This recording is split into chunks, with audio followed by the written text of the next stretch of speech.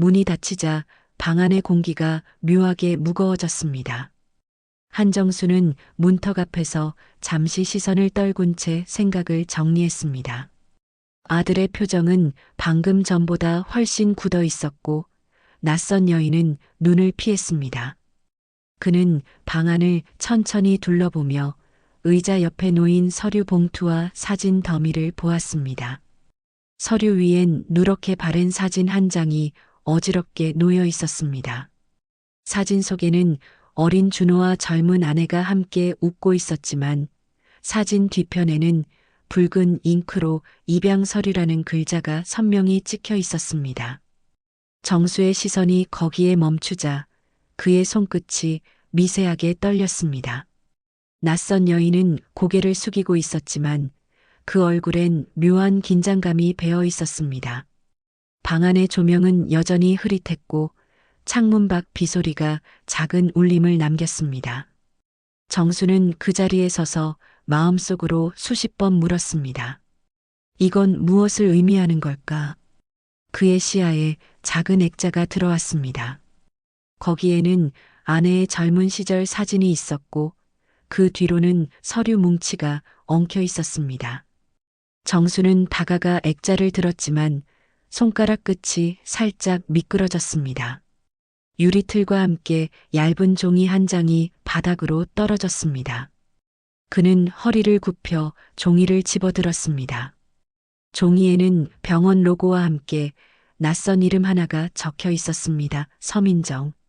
그 이름을 본 순간 정수의 눈이 커졌습니다. 그는 곧바로 그 이름을 기억에서 끄집어냈습니다. 아내가 생전에 단 한 번 무겁게 입을 다물었던 날 떠올랐습니다. 그날도 이런 비가 내리고 있었죠. 정수는 손에 쥔 종이를 천천히 접었습니다. 그의 손끝에서 종이가 미세하게 구겨지는 소리가 방 안을 가볍게 울렸습니다. 준호는 그런 그를 잠시 바라보다가 시선을 피했습니다. 여인은 여전히 조용했고 손끝으로 자신의 머리카락을 만지작거렸습니다. 정수는 입을 열었지만 말은 쉽게 나오지 않았습니다. 대신 그의 눈이 준호의 얼굴을 오래 머물렀습니다. 아들은 고개를 숙이고 입술을 굳게 다물었습니다. 그의 턱선이 약간 떨렸고 숨소리는 짧고 거칠었습니다. 정수는 무언가 말해야 한다는 생각에 손을 들었지만 다시 내렸습니다. 그는 아직 준비되지 않았습니다. 잠시 후 침묵이 깨졌습니다. 책상 옆 의자 다리가 바닥을 긁는 소리가 들렸습니다. 준호가 일어나 방 한가운데로 나왔습니다. 그는 서류 봉투를 책상 위에 올려두고 정수를 바라봤습니다. 그의 눈은 복잡한 감정이 섞여 있었지만 분노보다는 슬픔이 더 짙었습니다. 정수는 한 걸음 다가갔습니다.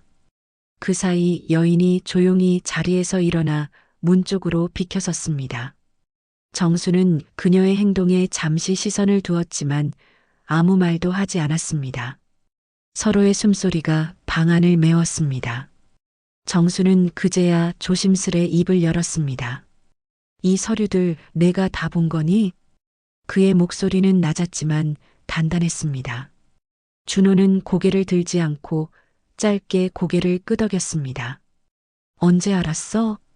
이번에는 대답이 없었습니다. 대신 준호는 책상에 놓인 사진을 손가락으로 쓸었습니다. 손끝이 사진 모서리를 따라가다 멈췄습니다. 그의 어깨가 작게 들썩였지만 울음은 없었습니다. 정수는 더 이상 묻지 않았습니다. 그는 지금 말보다 침묵이 더 무겁다는 것을 알고 있었습니다. 거실로부터 약한 전등 불빛이 새어 들어왔습니다. 정수는 잠시 자리에서 일어나 방문을 닫았습니다. 문이 닫히자 방 안의 공기가 한층 더 좁아졌습니다. 서로의 숨결이 닿을 정도의 거리였습니다. 정수는 의자에 다시 앉아 무릎 위에 손을 올렸습니다. 그의 손등에는 파르르 떨림이 있었지만 눈빛은 여전히 고요했습니다. 그는 방금 발견한 이름 서민정을 마음속에서 지우려 했습니다. 하지만 그 이름이 점점 더 크게 울려 퍼졌습니다. 과거에 잊힌 한 조각이 문틈 사이로 스며드는 듯 했습니다. 그는 천천히 숨을 내쉬며 눈을 감았습니다. 그때 현관 쪽에서 약한 바람이 불었습니다. 누군가 문을 열었다 닫은 듯한 기척이었습니다. 정수는 자리에서 일어나 거실로 향했습니다.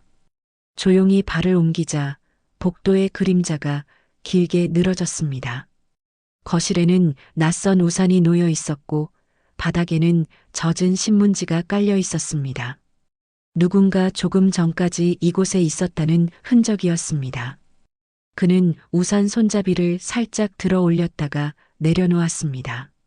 손잡이에는 여성용 향수가 희미하게 남아 있었습니다. 그 향이 그의 코끝을 스치며 오래된 기억을 자극했습니다. 그 기억은 아내의 것이 아니었습니다. 정수는 다시 침실 문 앞에 섰습니다. 안에서는 아직도 작은 목소리가 이어지고 있었습니다. 그는 귀를 문틈에 가져다 댔습니다. 진실을 말해야 해. 낮고 떨리는 남자의 목소리가 들렸습니다. 그 목소리는 준호의 것이었습니다. 그의 뒤로 여인의 억눌린 숨소리가 겹쳤습니다. 정수는 두 눈을 감고 잠시 멈췄습니다. 문틈 사이로 들어오는 빛이 손등 위에 닿았습니다. 그 빛은 마치 오래된 비밀이 드러나려는 신호처럼 흔들렸습니다. 그는 화장실 문으로 살짝 몸을 돌렸습니다. 안쪽은 어둡고 고요했습니다. 세면대 옆에는 반쯤 다른 수건이 걸려 있었고 그 아래에는 물방울이 떨어지고 있었습니다. 정수는 문을 조금 열고 안쪽을 살폈습니다. 젖은 바닥 위로 발자국 두 개가 선명히 찍혀 있었습니다. 그 중 하나는 자신이 방금 밟은 흔적이 아니었습니다. 발자국의 크기와 형태로 보아 여자의 것이었습니다. 그는 그 방향을 따라 시선을 옮겼습니다. 세탁기 위에는 접히지 않은 티셔츠가 놓여 있었고 주머니에서 반쯤 구겨진 메모가 보였습니다. 그 메모에는 병원이라는 글씨가 적혀 있었습니다. 정수는 메모를 들고 다시 거실로 나왔습니다. 그는 이 모든 단서들이 하나의 방향으로 이어지고 있음을 느꼈습니다. 이상하게도 두려움보다는 명확한 의심이 자라나고 있었습니다. 그는 아들의 방을 다시 바라봤습니다. 이제 문은 닫혀 있었고 안쪽의 대화는 멈췄습니다. 정수는 잠시 문 앞에 서서 귀를 기울였습니다. 아무 소리도 들리지 않았습니다. 그는 천천히 뒤돌아 거실 한가운데 섰습니다. 시계가 10시를 가리키고 있었고 초침이 규칙적으로 움직였습니다. 그는 이제 결정을 내려야 했습니다. 돌아갈 것인가? 아니면 끝까지 확인할 것인가? 정수는 현관 쪽으로 향했습니다. 손잡이를 잡았다 놓기를 반복하며 망설였습니다. 그의 눈동자에는 미세한 떨림이 있었습니다. 밖으로 나가면 이 모든 의문이 다시 닫힐지도 몰랐습니다. 그러나 나가지 않으면 그는 진실을 영원히 모른 채 살아야 했습니다. 그는 다시 한번 방 쪽을 바라봤습니다. 방 안의 빛이 점점 희미해지고 있었습니다. 그는 마침내 손잡이에서 손을 뗐습니다. 발을 돌려 다시 거실로 들어섰습니다. 그 순간 문틈 사이에서 다시 작은 속삭임이 새어나왔습니다. 이번에는 울음 섞인 소리였습니다. 정수의 가슴이 조용히 쿵 하고 내려앉았습니다. 그는 조용히 의자에 앉아 두 손을 모았습니다. 한참 동안 아무 말도 하지 않았습니다. 비는 여전히 내리고 있었고 집안의 시계는 10시 15분을 가리켰습니다. 그는 깊은 숨을 들이마셨습니다.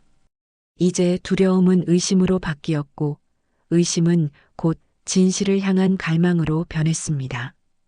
그는 더 이상 예전의 한정수가 아니었습니다. 정수는 앞으로 다가올 밤이 자신의 인생을 바꿀 것임을 예감했습니다. 그의 눈빛이 문틈을 향해 고정되었습니다. 그 눈빛에는 오래된 아버지의 사랑과 피할 수 없는 진실의 그림자가 동시에 스며 있었습니다.